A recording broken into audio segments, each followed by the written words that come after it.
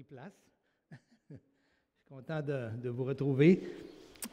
Une église où j'ai été ici quand même quelques années, là, alors que j'en connais plusieurs. C'est toujours plaisant de vous revoir. Alors, bon matin. Alors, ce matin, c'est ça. Ça va parler d'un homme selon son cœur, mais c'est selon le cœur de Dieu. Hein, c'est pas son cœur à lui. Mais en même temps, on va parler de qu'est-ce qu'il y avait dans son cœur, de qu'est-ce que Dieu a mis dans son cœur. Et puis, ça vous a sûrement déjà arrivé d'avoir dit quelque chose ou écrit quelque chose, puis on a mal interprété ce que vous avez dit, là, vraiment, là. Ça arrive souvent dans les relations, ça arrive dans les couples aussi. Moi, ça m'est arrivé souvent aussi. Peut-être que des fois, on n'utilise pas toujours les bons mots. Les hommes, surtout, je pense, des fois, on est un peu maladroit, peut-être, là. En tout cas, je ne peux pas dire, ça peut être autant un que l'autre, là, mais ça m'arrivait souvent, des fois, que je ne m'étais pas bien exprimé, hein. Mais par contre, si, mettons, on avait une bonne intention, puis on s'exprime mal, puis l'autre personne la reçoit d'une mauvaise manière, ça va nous faire de quoi, tu sais, ça va nous blesser, surtout si on se dit, oui, mais si tu connaîtrais mon cœur, tu sais bien que c'est pas ça que ça voulait dire. Je ne pouvais pas vouloir dire une chose comme ça. Et puis, des fois, on voit que la personne, vraiment, là, en tout cas, et puis, ça m'est arrivé, quand j'ai un exemple assez frappant quand même, quand j'étais étudiant, j'avais 18 ans, j'étais au cégep, en arts et lettres, et puis, il y avait... on était autant de gars et de filles aussi, là. Puis, il y avait une fille parmi les étudiantes que je trouvais vraiment qu'elle dégageait tellement une tendresse, cette personne-là, une affection, une tendresse, tu sais. Puis, un amour aussi, tu sais, c'est d'une maturité qu'on ne voit pas nécessairement chez des jeunes filles, où de cet âge-là, à 18 ans, tu es beaucoup plus à vouloir jouer, s'amuser, tout ça. Mais elle, je sentais vraiment, tu sais, une tendresse là, d'une personne d'expérience, tu sais. Puis là, j'avais le goût d'y faire un compliment. Puis, sur le coup, ben là, je m'approche d'elle, puis je lui dis ça. J'ai dit, toi, là, j'ai dit, tu me fais penser à une maman qui a eu plusieurs enfants. Fait que là... Fait que là, je m'en vais, après ça, j'ai dit ça, puis là, je m'en vais m'asseoir avec les chums de gars, là. Mais là, son amie de fille qui était à côté d'elle, elle vient me voir, elle dit, Pierre-Paul, ça n'a pas de bon sens ce que tu as dit là, tu as tellement fait mal, tu as tellement blessé. Puis, ben non, j'ai dit, je comprends pas, là. Mais elle dit, oui, mais il faut dire que cette expression-là, pour ceux qui ne le connaissent pas, là, quand on dit ça, tu as l'air d'une personne, une femme qui a eu plusieurs enfants, ça veut dire que tu es magané par la vie. Là, bon, mais elle, ce qu'il y a de spécial, c'est que cette jeune fille-là avait un problème au visage, une maladie de la peau. Puis il y avait des plaques, tout ça, là, puis ça faisait un énorme complexe. Mais moi, ça, je ne le voyais pas du tout, parce que je voyais tellement son cœur, avait tellement de l'air à aimer, à avoir de la tendresse, que tu sais, c'est ça, moi, que je voulais dire, mais je n'ai pas dit du tout, je n'ai pas dit les bons mots, mais merci Seigneur, j'ai pu me reprendre, d'aller la revoir, mais m'expliquer, et dire, hey, je m'excuse là, de la manière des mots que j'ai utilisés. Mais tu vois, on peut être compris d'une façon complètement différente que ce qu'il y a dans notre cœur, hein? Et puis, c'est important de voir avant, de reprendre quelqu'un, des fois, là, peux-tu m'expliquer pourquoi tu as dit ça? C'est plutôt d'arriver, là, puis de comme juger la personne, si on connaît un peu cette personne-là, son cœur. Alors, pourquoi je dis ça? Bien, on va y venir aussi. Imaginez, par exemple, quelqu'un qui prend un article dans un journal, là, mais qui sort juste un mot, un petit bout de phrase, là. Puis, à partir de ça, il imagine un peu toute une histoire autour de ça. Mais est-ce que ça va être fidèle à l'article qui était écrit? S'il n'a pas lu l'article du tout, là, ça peut être complètement différent, hein? Alors, c'est pour ça que quand on lit la parole de Dieu, c'est déjà là, c'est quand ça arrive dans les relations, c'est pas plaisant, c'est sûr, quand on est mal compris, puis ça peut créer beaucoup de problèmes, beaucoup de tristesse ou de blessures. Mais imaginez quand on se sert de la parole de Dieu, puis qu'on ne saisit pas la pensée de Dieu dans sa parole. Puis là, on part avec des mots qu'on prend ici. Tu sais, souvent, des fois, on va lire, puis il y a un verset qu'on aime beaucoup, là, on va le souligner. Puis là, finalement, des fois, quand on revient, on lit jusqu'à ce qu'on a le souligné, on se détache complètement du contexte, puis là, on part avec ça, avec notre pensée souvent. Alors, il faut s'imaginer à la place de Dieu qui nous a permis cette grâce-là, qu'on ait sa parole, puis que nous, on l'apprenne, sa parole, puis on s'en serve pour notre propre bien-être, notre propre confort. Et, on sait que la parole de Dieu nous dit que le cœur est tortueux par-dessus tout. Qui peut le connaître? Dans Pierre, ça nous dit de fuir la corruption qui existe dans le monde par la convoitise. On convoite tellement, on est dans un corps, on a une nature pécheresse, puis on veut tellement de choses.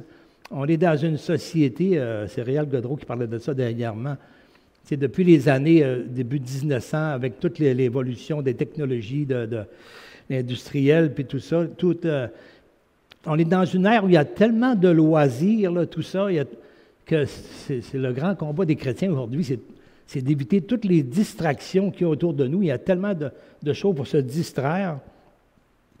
Mais en même temps, on est attiré par la convoitise et on veut notre bonheur sur terre, on voudrait que ça y aille bien. Et puis, et bien souvent, on va chercher des versets comme ça pour essayer de s'encourager à se justifier qu'est-ce qu'on convoite. Alors ça, c'est vraiment triste pour le Seigneur quand on utilise comme ça des passages de même, surtout quand on les enseigne. Et c'est ce qu'on appelle l'évangile de la prospérité, parce que tout est centré, non pas sur Dieu lui-même, mais c'est centré sur mes besoins, sur ta personne. Puis là, tu cherches des versets, des passages qui vont te promettre que ça va bien aller là, si tu fais ça. Et puis, bien ça, c'est ça, l'évangile de la prospérité, c'est centré sur moi et non pas sur le Seigneur. Et puis, j'amène un verset qui est, je pense, c'est un des versets qui est très mal utilisé, en tout cas dans le monde chrétien. Pas dans le monde non chrétien, ils ne connaissent pas ces versets-là. Mais dans le monde chrétien, je vous cite dans le psaume 37, le verset 4. Hein, il y en a plusieurs qui connaissent par cœur, hein? Ça dit, « Fais de l'Éternel tes délices, et il te donnera ce que ton cœur désire. » Alors ça, c'est un passage qui est tellement mal utilisé, là, et on oublie tout le contexte qui est autour. « Hey, il va te donner ce que ton cœur désire. » C'est de là qu'on part. On part de « Qu'est-ce que mon cœur désire? » J'en veux des affaires. Bon, ben c'est quoi le truc puis la recette? Ah, fais de l'Éternel tes délices, OK. Bon, fait que je vais à l'église, je fais ma prière, je fais mon offrande. Ben Dieu, il faut que tu me donnes qu'est-ce que je veux maintenant, là, qu'est-ce que mon cœur veut. Si on ajoute à ce verset-là aussi, par exemple, dans Jean chapitre 14, le verset 13, où il est écrit, Jésus dit, « Tout ce que vous demanderez en mon nom, je le ferai. » Hey, c'est-tu plaisant, ça? Wow! Tout ce que je vais demander, il va le faire. Et dans Jean 15, 7, il nous dit, demandez ce que vous voudrez, si je prends juste la partie, là, la deuxième partie, demandez ce que vous voudrez, et cela vous sera accordé. Hey, c'est super ça, hein? Alors, tu sais, quand on a de la convoitise, là, c'est facile d'utiliser ces passages-là, puis d'oublier tout le contexte de ça. Puis quand on regarde, par exemple, dans Jean 15, 7, si on regarde le contexte, c'est un petit peu de... Si on lit, si on fait un petit 5 à 7, là, ici, dans Jean 15, versets 5 à 7, et, OK, il nous dit... excusez, c'est pas, je me trompe, là. Jean 15... 7, ah oui, je pense que c'est ça. Il dit, « Je suis le cep, vous êtes les sarments. » Le verset 6... OK, c'est ça, verset 5. « Et celui qui demeure en moi et en qui je demeure porte beaucoup de fruits, car sans moi, vous ne pouvez pas rien faire. Et si quelqu'un ne demeure pas en moi, il est jeté dehors comme les sarments et il sèche. On le ramasse, les sarments, on les jette au feu et ils brûlent. Et si vous demeurez en moi et que mes paroles demeurent en vous, Demandez ce que vous voudrez, cela vous sera accordé. Alors, vous voyez, ici, il y a comme... c'est ma relation avec Christ qui va produire cela. Une vraie relation avec Christ authentique, hein, par quelqu'un qui a eu la nouvelle naissance, qui a l'Esprit de Christ en lui. Ce qui fait que j'aime le Seigneur, je le sers, je fais ce qu'il me demande. Tu sais, si je demeure en lui, dans sa parole, je garde ses commandements, eh bien, le fruit que ça va porter, bien, c'est que les désirs que je veux avoir, justement, sont des désirs pour l'honorer, pour le servir, pour le glorifier, pour accomplir ce qu'il a préparé d'avance pour moi. Alors, c'est ça. Alors, si je sors ça de son contexte, là, alors c'est la même chose aussi quand on va... la même chose dans Jean 14, 13 aussi, si je lis le verset, Jean 14, 13.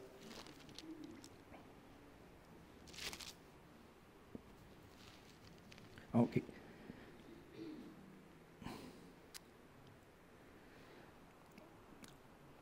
Alors, si je lis à partir du verset 11, ça dit « Croyez-moi, je suis dans le Père et le Père est en moi. Croyez du moins à cause de ses œuvres. En vérité, je vous le dis, celui qui croit en moi fera aussi les œuvres que je fais. » Tu sais, ça commence par croire en Jésus. Celui qui croit en moi, bien, il va faire aussi les œuvres que je fais, il en fera de plus grandes, parce que je m'en vais au Père, et tout ce que vous demanderez en mon nom, je le ferai afin que le Père soit glorifié. Alors ça, c'est dans un contexte où Jésus, avant de partir, hein, il donne toute sa mission envers ses disciples, puis on le voit dans Matthieu 28, lorsqu'il dit « Allez par tout le monde, hein, prêchez la bonne nouvelle, enseignez-leur à absorber tout ce que vous est prescrit, faites des disciples, hein, les baptisants au nom du Père et du Fils et du Saint-Esprit. » Et c'est dans ce contexte-là que tout ce que vous aurez besoin pour accomplir cette mission-là, demandez-le, puis notre Père qui est dans les cieux, il va l'accomplir. C'est ça qui est le contexte ici, là. C'est jamais dans un contexte de faire ce que moi, mes désirs dans la chair. D'ailleurs, on voit quand Jésus a commencé son ministère, tout de suite en commençant, on le voit dans le Sermon sur la montagne, dans Matthieu 6, il va dire, tu sais, ne vous inquiétez pas de ce qu'est-ce que vous mangerez, de qu'est-ce que vous boirez, de qu'est-ce que vous serez vêtus. Puis, parce que votre Père qui est dans les cieux, il sait ça, ce que vous avez besoin, et il s'en occupe. Tu sais, Jésus, il n'est pas venu pour ça. Ça, le Père s'en occupe. Dans l'Ancien Testament, avant que Jésus vienne à la croix, les gens pouvaient aussi être guéris, à recevoir de Dieu toutes ces grâces-là, des choses de la vie, s'ils faisaient confiance à Dieu. Mais Jésus, lui, est venu pour sauver ce qui était perdu. Il n'est pas venu pour que ça marche, notre prospérité financière et tout cela. Il est venu parce qu'on était pécheurs et perdus, séparés de Dieu. Il est venu nous réconcilier avec Dieu. Il est venu pour nous donner sa vie afin comme on l'a célébré ce matin à la Seine, il est venu pour donner sa vie, pour payer le prix de nos péchés, pour qu'on puisse être réconcilié avec le Père, pour avoir la vie éternelle. C'est pour ça qu'il est venu. Et souvent, on s'en sert tellement du nom du Seigneur pour nos désirs vraiment charnels, là. Alors ça, c'est triste. C'est triste parce que beaucoup de prédicateurs enseignent, se servent de la parole pour ça aussi. Et beaucoup de chrétiens aussi vont le comprendre comme ça, malheureusement, ou ils vont l'enseigner comme ça. Jésus a dit, non pas ce que je veux, mais qu'est-ce que tu veux, Père. Alors, c'est un petit peu pour ça que je voulais amener l'exemple de tout à l'heure, c'est que souvent, quand c'est la parole de Dieu qui est mal comprise, puis mal utilisée, si elle est mal comprise, bien on va mal l'utiliser. Si on l'utilise mal, eh bien c'est triste pour le Seigneur. C'est comme si on avait deux jeunes enfants, là, puis on leur met des beaux habits neufs, des beaux habits, parce qu'on va recevoir, c'est une journée spéciale, je ne sais pas, on va recevoir de la grande visite ou peu importe. Puis ils sortent dehors, puis 5 minutes après, ils rentrent, puis la robe est toute déchirée, l'habit est toute sale, il est tombé dans la boue, tout ça. C'est triste parce que là, tu sais, mettons, tu voulais les présenter à de la visite, là, vraiment une visite spéciale, puis tu voulais vraiment que ton nom soit un peu honoré à travers tout ça. Mais c'est un peu pareil, le Seigneur nous a revêtus de nouveaux habits, hein, par son esprit, par son salut. Et puis, il nous confie sa parole. Hein, C'est un trésor immense nous, on est comme des vases de terre à travers tout ça. Puis on porte en nous un trésor immense. Eh bien, sa parole, il faut faire attention, il ne faut pas prendre le nom de Dieu en vain. Et c'est ça qu'on fait quand on utilise mal sa parole hors contexte. Alors, j'aimerais qu'on regarde un petit peu ce contexte-là. Quand David dit ça, que « Fais de l'Éternel tes délices, il te donnera ce que ton cœur désire », mais c'est important de comprendre, mais c'est qui est David? Pourquoi qu'il dit ça, David? Dans quel contexte qu'il dit ces choses-là? Alors, on va regarder ensemble dans 1 Samuel, chapitre 13, et versets 13-14, c'est la première place où on parle de David. Et David, bien, il a été choisi pour remplacer Saül, qui avait désobéi à Dieu. Là, je ne rentre pas dans toute l'explication de sa désobéissance, là, mais ça, si vous voulez le lire dans le chapitre 13, vous allez le voir. Mais au verset 13, Samuel dit à Saül, « Tu as agi en insensé. Tu n'as pas observé le commandement que l'Éternel, ton Dieu, t'avait donné. L'Éternel aura affermi pour toujours ton règne sur Israël. » Parce que c'était seulement le sacrificateur qui pouvait offrir le sacrifice. Et là, il y avait toute une guerre qui s'en venait. Il était entouré d'ennemis. Et puis Samuel, il avait dit, attendez-moi avant d'aller à la guerre. On va offrir un sacrifice à Dieu, on va le prier, on va le consulter, puis il va nous dire vraiment quoi faire. Puis, il devait attendre 7 jours. Mais là, il était rendu le 7e jour, puis il n'était pas arrivé encore, Samuel. Fait que là, tout le peuple perdait patience, il avait peur, ça tremblait, tout le monde voulait se sauver. Ça fait que Samuel, il dit, bon, ben, je vais l'offrir moi-même, le sacrifice. Mais ça, il ne pouvait pas faire ça. C'était une désobéissance envers Dieu. Puis Samuel est justement arrivé sur ce moment-là, où c'est lui qui est en... Fait qu'il dit, hey, qu'est-ce que tu es en train de faire là? Tu n'as pas le droit de faire ça. Ça prenait... C'est la même chose que le salut en Christ, la nouvelle naissance. Hein? On a besoin de ça vraiment pour connaître Dieu. Alors, le sacrificateur était comme... devait se préparer, se sanctifier avant de procéder à tout cela. Alors, Samuel, c'est ça, Saül a désobéi à ce moment-là. Et au verset 14, il dit, « Et maintenant ton règne ne durera point. Mais l'Éternel s'est choisi un homme selon son cœur. Et l'Éternel l'a destiné à être le chef de son peuple, parce que tu n'as pas observé ce que l'Éternel t'avait demandé. » Alors, on voit tout de suite ici, je me suis posé la question, c'est quoi, Seigneur, un homme selon ton cœur? C'est selon le cœur de Dieu, là, parce que ce n'est pas le cœur de David, ce n'est pas parce que David avait un bon cœur. Mais Dieu, il s'est choisi, hein, comme Jésus-Christ nous a choisis aussi, par grâce. Et Jésus nous a établis, on le voit, on va le lire tout à l'heure, ce passage-là. Et c'est Dieu qui a établi David, et Dieu l'a préparé pour cela, il lui a donné un cœur vraiment à obéir à Dieu. Alors ça, c'est vraiment important. L'obéissance vaut plus que les sacrifices. Et c'était une règle absolument nécessaire. Il faut obéir à Dieu. Il ne faut pas marcher selon chacun son idée, selon ses voies, mais il faut marcher selon le plan de Dieu. Et en même temps, alors je veux revenir dans les psaumes maintenant. On voit ici, c'était une question d'obéissance à Dieu. David, c'était quelqu'un qui voulait vraiment obéir à Dieu, quoi qu'il arrive. Et ne pas se détourner hein, de ses commandements. Et c'est pas parce qu'il n'a pas péché, David a péché quand même, mais David, on voit qu'après qu'il a été repris, il s'est repenti, puis Dieu a décidé de lui faire grâce à David.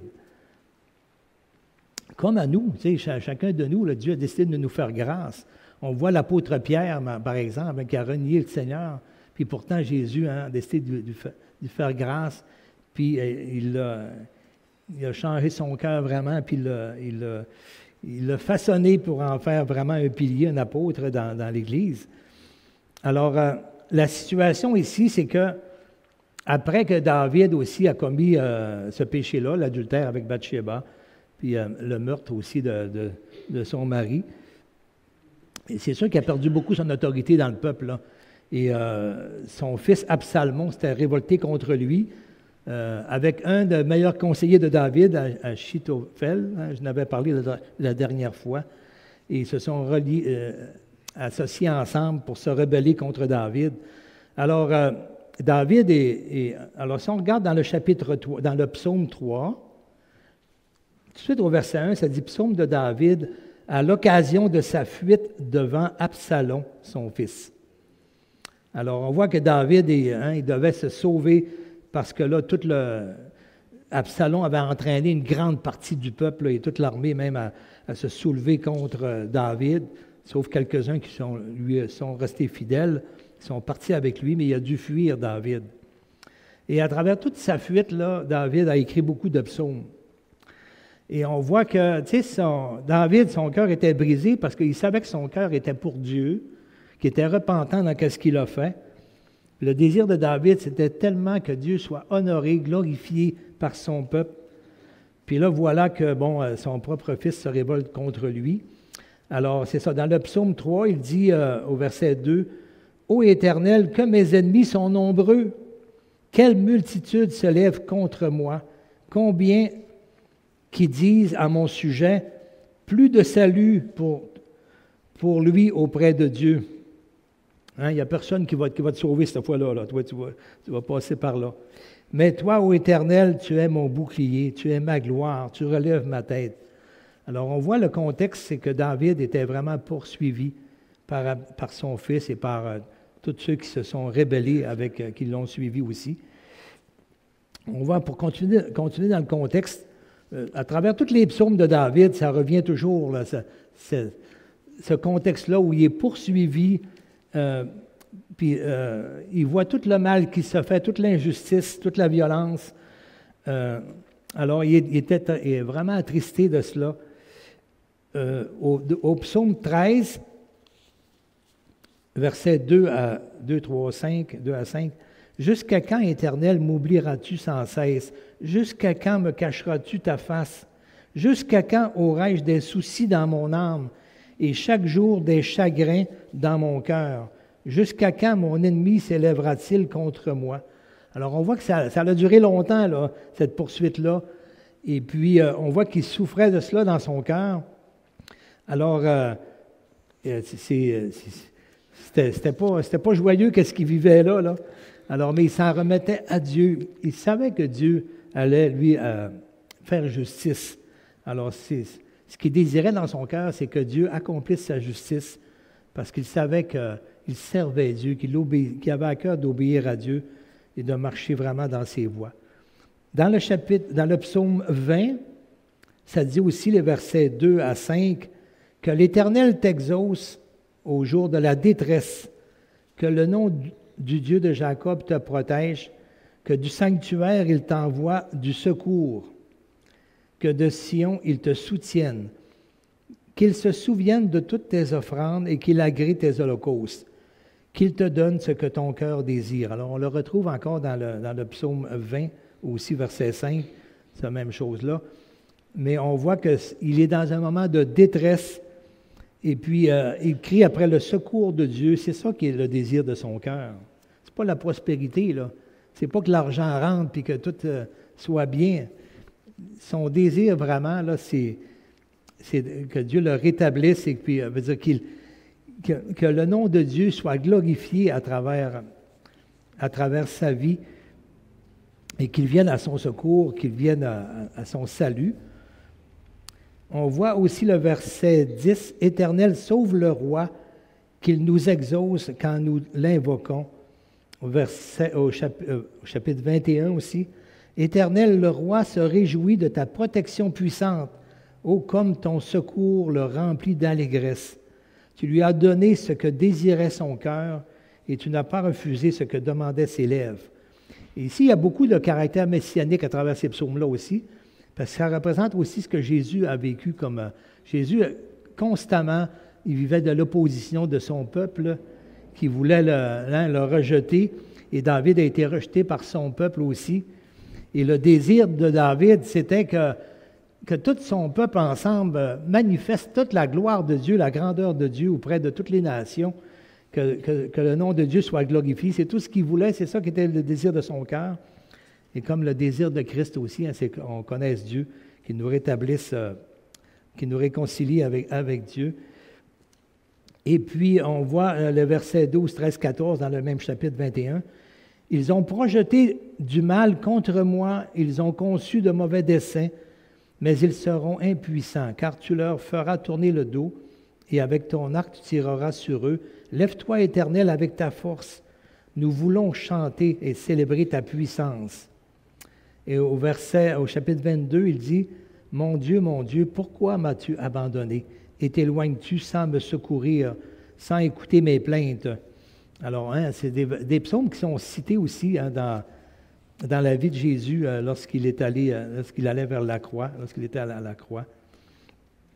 Alors, on voit le contexte, c'est qu'il est poursuivi, tout le peuple s'est révolté contre lui, et puis c'est un peu comme un modèle de ce que Christ a vécu, mais sauf que Christ, lui, il a obéi 100% à Dieu sans péché, mais Dieu a voulu quand même faire grâce à David, le restaurer, mais il y a eu quand même des conséquences là, de son péché qui ont été là. Alors,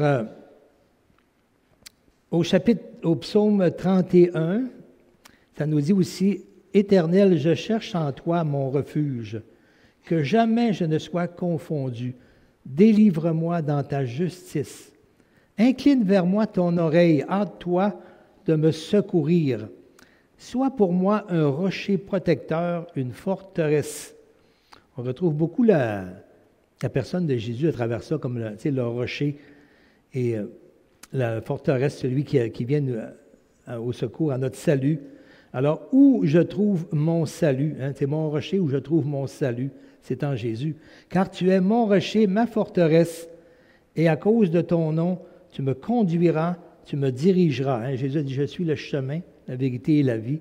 Et Jésus c'est en Jésus que tout ça va s'accomplir aussi. Alors, tu me feras sortir du filet qu'ils m'ont tendu, car tu es mon protecteur. Comme Jésus dit à celui qui vient à moi, tout ça, il dit, personne ne les ravira de ma main, ni la main de mon Père. Il n'y a rien qui peut nous séparer de l'amour de Christ manifesté en nous, l'amour de Dieu manifesté en nous à travers Jésus-Christ. C'est lui qui est notre rocher, notre protecteur, notre salut. Verset 6, il dit, « Je remets mon esprit entre tes mains, tu me délivreras, Éternel, Dieu de vérité. » Alors, tu sais, est-ce qu'on commence à cerner un peu, c'est quoi les désirs de son cœur, là? Ça n'a rien à voir avec la prospérité. Dans le premier chapitre de Psaume, au verset 2, il dit, on va commencer à 1, « Heureux l'homme qui ne marche pas selon le conseil des méchants, qui ne s'arrête pas sur la voie des pécheurs, et qui ne s'assit pas en compagnie des moqueurs, mais qui trouve son plaisir dans la loi de l'Éternel, et qui la médite jour et nuit. » C'est ça, un homme selon son cœur. Dieu avait mis dans le cœur de David d'aimer sa loi, de trouver son plaisir dans la loi de Dieu, dans l'obéissance. Contrairement à Saül, lui, s'il était mal pris de désobéir à Dieu, c'est pas grave, autrement dit. L'important, c'est de sauver ma peau. Mais David, lui, c'est un homme selon le cœur de Dieu, c'est un homme qui obéit à Dieu, quoi qu'il arrive. On chantait un chant tout à l'heure que j'ai bien aimé quand ça dit « Je louerai ton saint nom, hein, malgré la tristesse, malgré les soucis de la vie, je louerai ton saint nom. » Et ça, c'est vraiment David. Hein? C'est vraiment David de toujours, quoi qu'il arrive, d'être capable de louer Dieu. Et de louer, tu sais, avec un cœur de joie, là, en s'attendant à lui. Alors, celui, c'est ça qui trouve son plaisir dans la loi de l'Éternel, qui la médite jour et nuit. Il est comme un arbre planté près d'un courant d'eau, qui donne son fruit en sa saison et dont le feuillage ne se flétrit point. Tout ce qu'il fait lui réussit. Alors ici, c'est sûr que ce que ça parle ici, c'est dans tout ce que Dieu a préparé pour lui. Hein, dans l'appel que Dieu a pour lui, il va réussir, comme il l'a dit, même chose à Josué. Hein, Josué était appelé à prendre la place de Moïse, là, comme le chef du peuple. Mais Dieu Moïse lui a dit avant de partir là, que ce livre de la loi ne s'éloigne pas de ta bouche, médite-le jour et nuit afin que tu réussisses dans toutes tes voies. Mais c'est les voies de Dieu, hein, que tu réussisses dans les voies que Dieu a tracées pour toi. pas dans toutes tes petites voies personnelles, là. Alors, c'est ça que je voulais regarder aussi. C'est important de toujours regarder le contexte de ces versets-là, de ces paroles-là, parce que sinon, c'est facile, on a tellement un cœur qui désire plein de choses, là, un cœur tortueux que c'est facile de se laisser entraîner par notre compréhension. Alors, quand on lit tous les psaumes de David, puis qu'on regarde vraiment qu'est-ce qu'il était, tout ça, bien, on comprend que les désirs de son cœur, ça n'avait rien à voir avec la prospérité. Et d'ailleurs, aussi, dans un contexte de chaque verset de la Bible, là, toute la Bible elle-même est aussi, ça doit être en accord avec tous les principes, que ce soit dans le Nouveau Testament ou dans l'Ancien. Ça ne peut pas contredire. Tu sais, Jésus, il commence par dire, ne vous inquiétez pas de votre nourriture, de quoi vous allez manger, de quoi vous allez être vêtus, tout cela, votre Père, il sait. Alors, ça, c'est toujours vrai, même dans l'Ancien Testament. Dieu a toujours voulu que notre inquiétude, c'est de lui plaire, d'être dans ses voies, puis de chercher sa grâce parce que justement, on est pécheurs et on manque, et de chercher son salut en lui. Alors, ça ne change pas jamais, là. Alors, OK, je vais m'en aller vers la fin.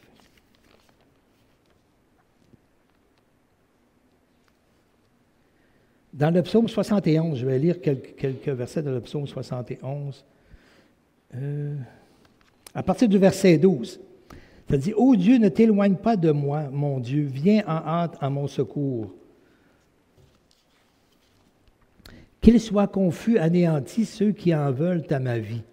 Qu'ils soient couverts de honte, d'opprobre, ceux qui cherchent ma perte. Et moi, j'espérerai toujours, je te louerai de plus en plus, ma bouche publiera ta justice, ton salut chaque jour, car j'ignore quelles en sont les bornes. » Alors on voit ainsi le cœur de David, un homme selon le cœur de Dieu, c'est que son cœur est toujours en train de louer le Seigneur, quoi qu'il arrive, même dans toutes ses détresses. Au verset 16, « Je dirai à les œuvres puissantes, Seigneur éternel, je rappellerai ta justice, la tienne seule. Ô Dieu, tu m'as instruit dès ma jeunesse, et jusqu'à présent, j'annonce tes merveilles. » On voit que David reconnaît que c'est Dieu qui l'a formé comme ça. Dès son enfance, Dieu l'a préparé à l'appel qu'il avait pour sa vie. Et on voit lorsque David a dû affronter Goliath, par exemple, moi, là, je n'ai eu des affaires aussi pires que ça par rapport à comme gardien de brebis, là.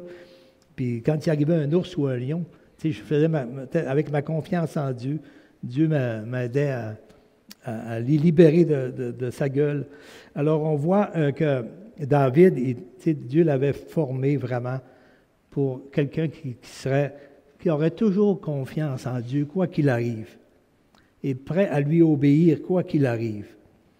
Verset 18, « Ne m'abandonne pas, ô Dieu, même dans la blanche vieillesse, afin que j'annonce ta force à la génération présente, ta puissance à la génération future. » N'est-ce pas aussi notre appel, nous, comme chrétiens, qui avons connu le Seigneur Jésus? On est là pour faire connaître sa justice, sa grandeur, son salut. Et c'était ça qui était le désir de David, les désirs de son cœur. Verset 19, « Ta justice, ô Dieu, atteint jusqu'au ciel. Tu as accompli de grandes choses, ô Dieu. Qui est semblable à toi?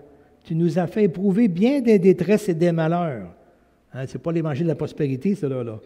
Même l'apôtre Paul dit, il va énumérer tout ce qu'il a subi, l'apôtre Paul, comme opposition, là, puis il a été fouetté, mis en prison, et il y a eu tellement de coups, en tout cas, de pièges qui ont été faits contre lui.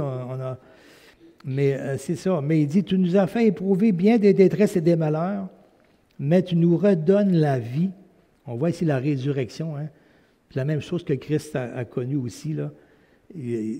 Ça nous dit que c'était un homme de douleur habitué à la souffrance, comme un agneau qu'on mène à la boucherie. Alors, tu nous as fait éprouver bien des détresses et des malheurs, mais tu nous redonneras la vie. Tu nous feras remonter des abîmes de la terre, ou du séjour des morts. Relève ma grandeur. Et ici, on le voit aussi que ça s'accomplit aussi en Christ. Console-moi de nouveau, et je te louerai au son du luth, je chanterai ta fidélité, mon Dieu. Je te célébrerai avec la harpe, Saint d'Israël. Et regardez le verset 23 et 24. En te célébrant, j'aurai la joie sur mes lèvres, la joie dans mon âme que tu as délivrée. Ma langue chaque jour publiera ta justice, car ceux qui cherchent ma perte seront honteux et confondus. Alors là, je m'en vais vers la conclusion aussi. Alors on voit que le désir de David, c'était vraiment de faire connaître la grandeur de Dieu. Tout comme Jésus, quand il fait la prière sacerdotale, on le voit au chapitre 17, là, au chapitre, en tout cas, lorsqu'il dit, Père, je leur ai fait connaître ton nom, je leur ai donné la vie éternelle, puis la vie éternelle, bien, c'est qu'ils te connaissent, toi, le seul vrai Dieu. Alors, c'était ça le désir de David aussi, de faire connaître Dieu, sa grandeur, son salut, que c'est vers lui seul, c'est le seul qui est Dieu, et que toutes les idoles, c'est vain, mais il est vivant, il est réel, puis que toutes les nations pourraient, à travers lui, ce qu'il aurait voulu, c'est que tout le peuple de Dieu là, soit une lumière pour les nations. Mais aujourd'hui, ben, c'est l'Église qui a ce mandat-là. C'est chacun de nous. On a cette mission-là, de faire connaître la grandeur de Dieu à travers notre témoignage aussi. Alors, on voit Jésus, lorsqu'il prie aussi dans Jean 17, les versets 20-21, il dit « Ce n'est pas pour eux seulement que je prie, mais encore pour tous ceux qui croiront en moi par leur parole, afin que tous soient un, comme toi, Père, tu es en moi, et comme je suis en toi, afin qu'eux aussi soient un comme nous, pour que le monde croie que tu m'as envoyé. » Alors Jésus a prié pour notre unité, pas pour notre prospérité, pour notre unité ensemble, unité en lui, comme lui est uni avec le Père et avec l'Esprit, l'Esprit qu'il a mis en nous, c'est que nous, on ait cette unité-là en lui. Et je vais terminer avec ça ici.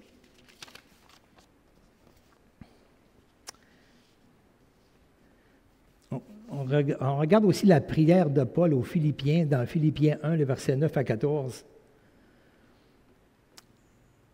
Et c'est important de regarder les exemples de prière qu'on a dans la Bible, puis les exemples de prière aussi dans le Nouveau Testament, celle de Jésus, puis on voit celle de Paul pour les églises. Et ici, la prière de Paul pour les Philippiens, dans Philippiens 1, 9 à 14, il dit « Ce que je demande dans mes prières, bon, c'est pas que vous soyez plus malade, puis que l'argent rentre, puis que vous ayez toute la job, tout cela, là. Il dit, c'est que votre amour augmente de plus en plus en connaissance et en pleine intelligence, ou en pleine compréhension. Comprendre c'est quoi la pensée de Dieu, pour le discernement des choses les meilleures. Les choses les meilleures. Les choses les meilleures, c'est de connaître Dieu, de connaître sa pensée, puis d'être capable d'être un flambeau pour lui, une lumière, pour lui être son témoin. Alors, pour le discernement des choses les meilleures, afin que vous soyez purs et irréprochables pour le jour de Christ, remplis du fruit de justice. C'est de ça qu'il faut être rempli, hein? Remplis du fruit de justice qui est par Jésus-Christ à la gloire et la louange de Dieu. Ça, je l'ai passé, ce verset-là, mais dans Matthieu 6, 21, ça dit « Car là où est ton trésor, là aussi sera ton cœur. » Mais si mon trésor, c'est vraiment Dieu, mon trésor, c'est vraiment le Seigneur, mon cœur va être là aussi. Puis les désirs de mon cœur vont être de le glorifier, que ma vie le glorifie, que je porte du fruit. Alors c'est ça, c'est d'être rempli du fruit qui est par Jésus-Christ à la gloire et à la louange. Regardez la prière de Paul à Colossiens. J'inviterai peut-être mon frère aussi à venir se préparer pour le dernier chant qui va suivre après cela. Dans Colossiens 1, ça nous dit, verset 9 aussi, 9 à 11, « C'est pour cela que nous aussi, depuis le jour où nous avons été informés, nous ne cessons de prier Dieu pour vous et de demander que vous soyez quoi? Que vous soyez remplis de la connaissance, pas de la santé, du bonheur, de la prospérité, et que vous soyez remplis de la connaissance de sa volonté, en toute sagesse et intelligence spirituelle. On en a besoin là, de connaître vraiment sa volonté. Alors, pour marcher d'une manière qui est digne du Seigneur et lui être entièrement agréable. C'était ça le désir de David tout le temps aussi, là. Portant des fruits en toutes sortes de bonnes œuvres et croissant par la connaissance de Dieu. C'est comme ça qu'on grandit. Plus qu'on connaît le Seigneur, on le connaît dans notre relation avec lui, on apprend à le connaître, on le voit comment il réagit.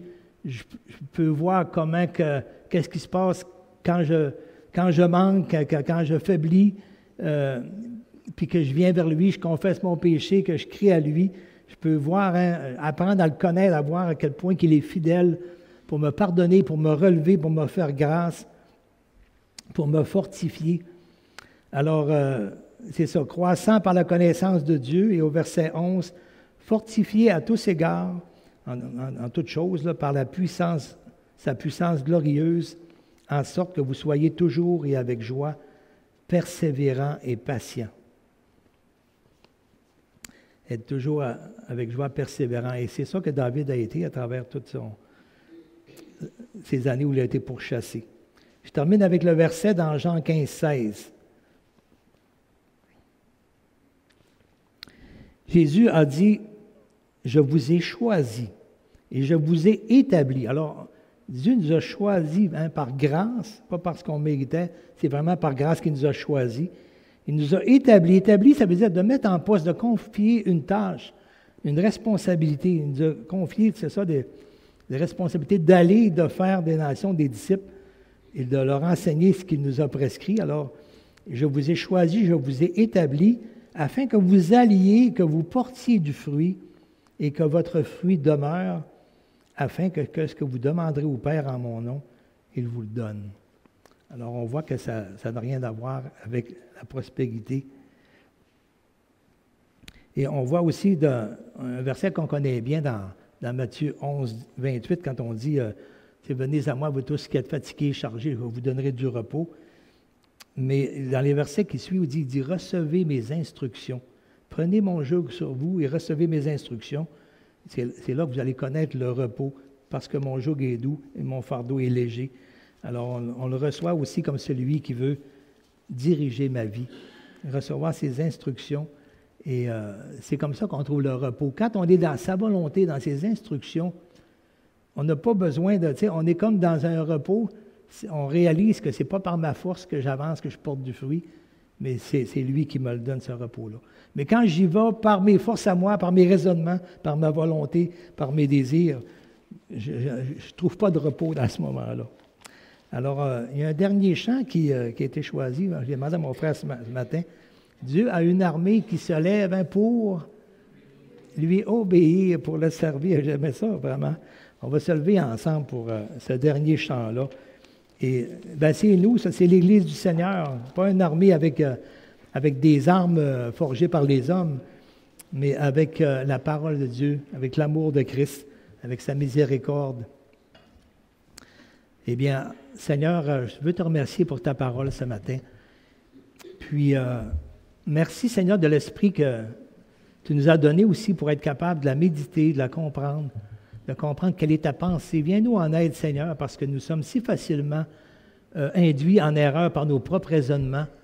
Mais daigne nous donner vraiment de chercher, Seigneur, cette richesse qu'il y a dans ta parole, tout comme ceux qui cherchent des pierres précieuses, tout cela vont creuser dans les montagnes partout, fouiller dans la mer.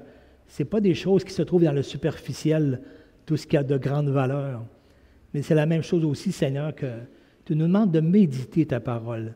Pas seulement de la lire, mais d'être capable dans un esprit de prière, Seigneur, parle-moi, instruis-moi, Seigneur. Regarde si je suis sur une mauvaise voie, puis conduis-moi dans la voie de l'éternité. Conduis-moi dans ta voie. Donne nous donner cette humilité, Seigneur, de reconnaître notre faiblesse et d'aller puiser en toi et te faire confiance. Et dirige-nous par ta parole. Comme tu as dit, Seigneur, tu nous sanctifies par ta parole. Alors, Seigneur, que tu nous donnes ce plaisir comme David trouvait ce plaisir dans la loi de l'Éternel, qu'on trouve nous aussi un plaisir dans tes instructions, qu'on trouve un plaisir dans tout ce que tu nous demandes, qu'on le fasse, qu'on trouve un plaisir dans tes commandements, qu'on trouve un plaisir dans toutes tes instructions, tes préceptes, parce qu'ils ne sont pas pénibles, parce qu'ils sont là vraiment pour notre bien, le meilleur, et pour te glorifier, que notre vie te glorifie, Seigneur. Au nom de Jésus. Amen.